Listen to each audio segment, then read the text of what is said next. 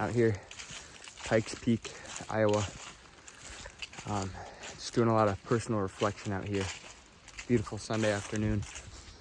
Yeah, I'm just kind of coming on here to reflect. Part of the reason why I'm here right now is because my ex-girlfriend and I had broken up, and this was a place that we had in our minds to visit.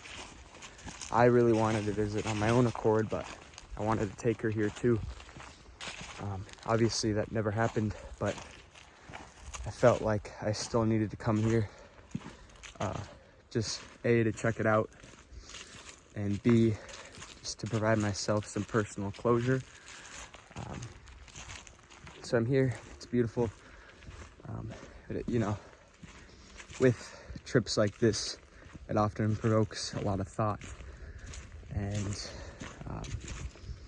one of the big things that came to mind was the idea of taking risks.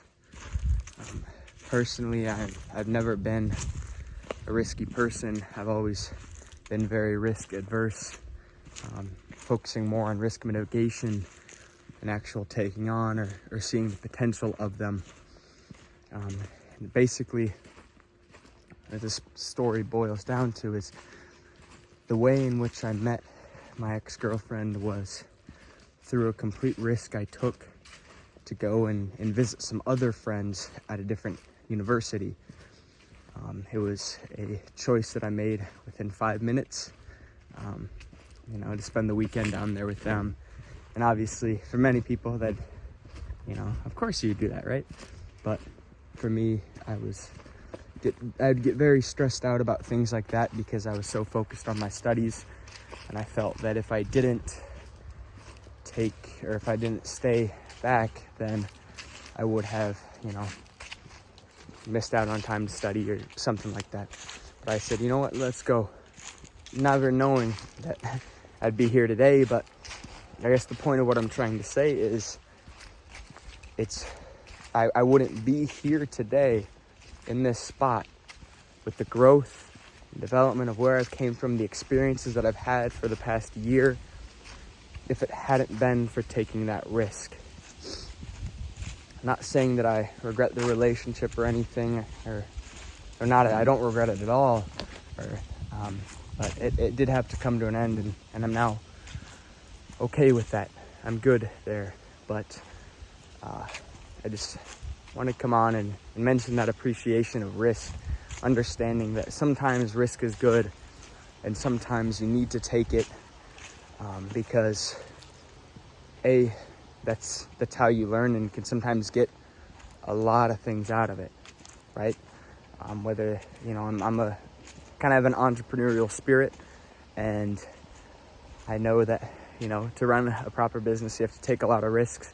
That's something that I'm starting to learn more of. But even in your personal life, you have to take risks to try new things.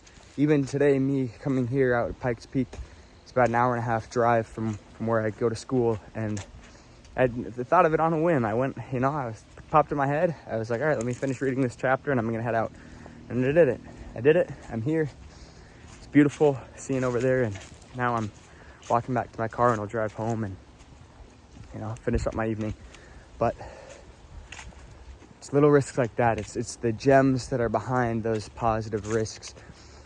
This isn't to say that you should blindly go into something without considering the possible outcomes. I don't think that's the right way to go about things, and I think that's oftentimes where you can run into troubles with risk, which nonetheless do lead to learning.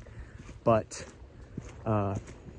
it's important to weigh those risks, the potential outcomes, the opportunity costs, things that you will maybe be missing out on or won't get to do because you chose to take the risk to do something else. But at the end of the day, I think regardless of what you decide to do in anything in life, there's something that you've gained from it, there's something that you lost from it, and there's new growth to be had from it.